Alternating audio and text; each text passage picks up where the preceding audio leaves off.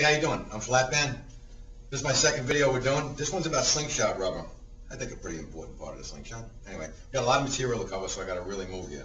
Most popular slingshot rubber right now, surgical tubing.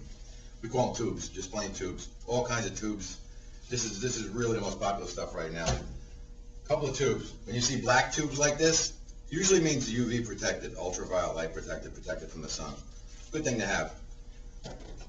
Next, you see this? Big, thick tubing like this. They use this down in Australia, spear gun tubing. Usually it's black. This is old stuff, though. The Australians take this and they'll clamp it together, take a razor knife and split it right down the middle and use half the time, because thin rubber is faster than thick rubber. You can get more stretch out of a thin piece of rubber. Next one, you got old gum rubber. You don't see this that much anymore.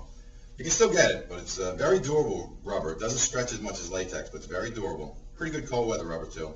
This is the old gum rubber. I don't want to pull this back too far because my snap's like 40 years old. Next you got, this is the new stuff that they're using. It's thinner diameter tubes. This happens to be a Saunders assembly. And this is like an intermediate range. This is like a medium sized tube. But this is what they're going to, small. And Saunders has smaller stuff than this. And the Chinese use it, very small tubing. Of course, I didn't bring the small tubing with me, of course, you know. But anyway, it's smaller thickness than this. And the Chinese use it, and they have much success with big slingshot following in China.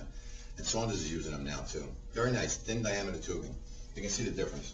Spear gun rubber, this thing, and then intermediate stuff. The middle stuff is like this. That stuff. Oh yeah, by the way, if you're going to buy tubing, try to get them when they're nice and straight like this in the package. When they're all curled up and tied up in knots, forget about it, no good. You got to put them in hot water and they'll straighten out a little bit, but not as good as this. This happens to be a package by Trumark. Look how nice and straight. These happen to be one of my favorite tubes when I use tubes. They're tapered.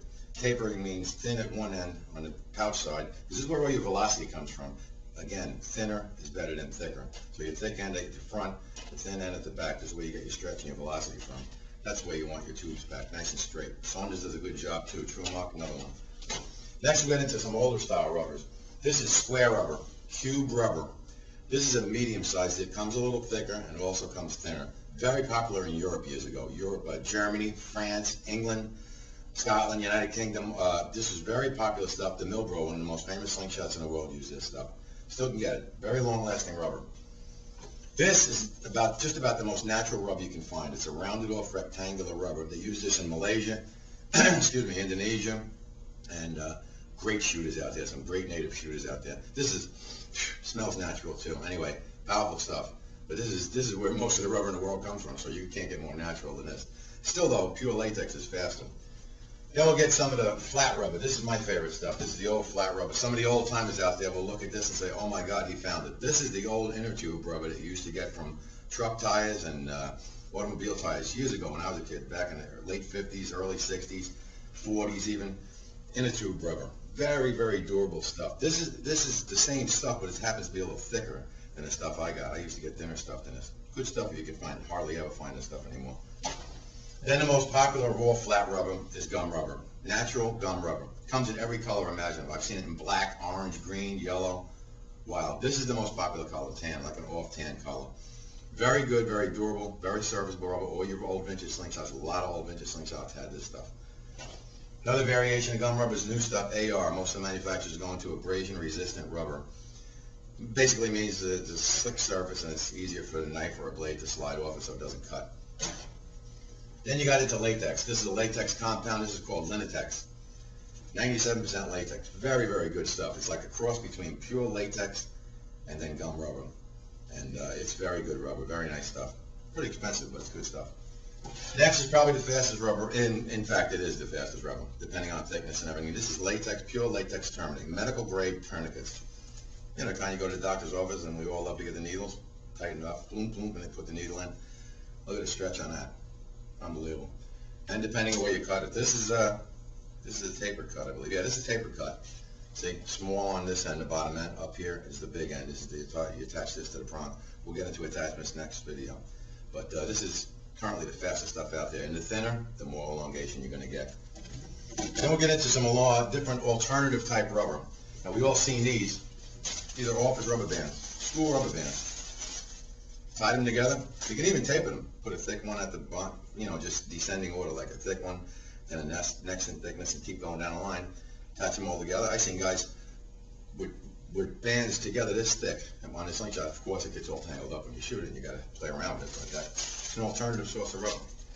Another one, balloons, regular balloons. They stretch. These aren't the right kind. You got to get the long kind that they make animals out of, but they'll work, you know. Next, surgical gloves. As long as it says latex, they're good. Not the artificial stuff. The fake latex, no good. Unless you have an allergy. If you have an allergy to latex, forget about it. Then you got to use something other than latex. Here's a dishwashing glove. You cut the fingers off. Take this, cut it down here. In fact, this is a machine that we use. It's a reciprocating cutter, guillotine type cutter. That's what I use anyway. There's another type, I'll show you that one. Dishwashing glove. As long as it says latex, cut it out. Fans. Another popular thing nowadays, exercise bands. Go into your sporting goods store, you see these exercise bands, they're latex. If they say latex, they're good.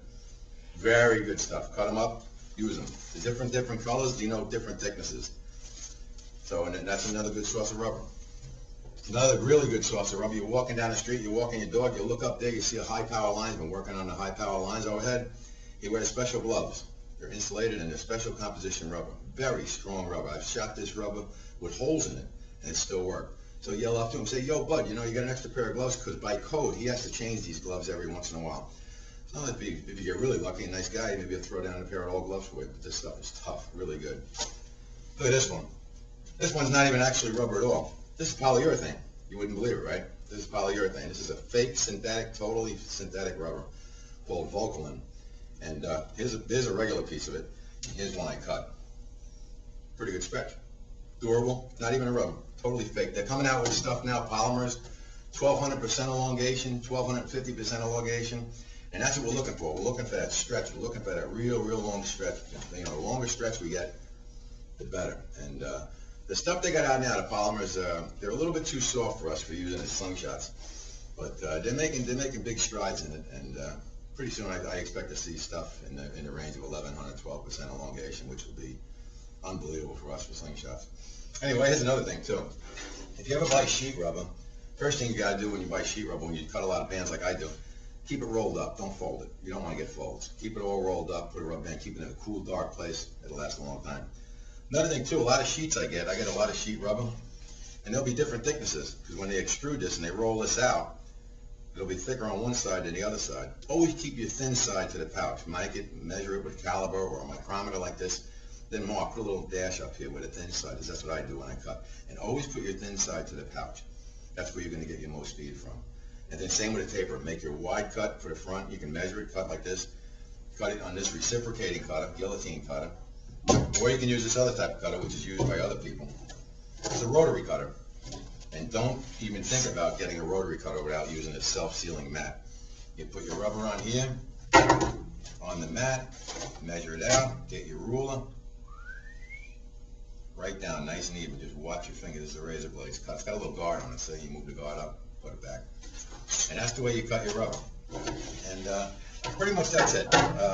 Wherever you can, as long as it stretches, you can use it for a slingshot. And I had to rush a little bit because the last video I made was a little bit too long, so I hope I covered everything. Might have missed a few things, but next video we'll do one about slingshot attachments, how do you attach the bands to the pouch, and how do you attach the bands to the prongs and the forks. And then eventually there'll be a video about little hits and misses, things that I missed and everything. We'll put it all together and see what we got. Hope it helps you out, and we'll see you again. Thank you.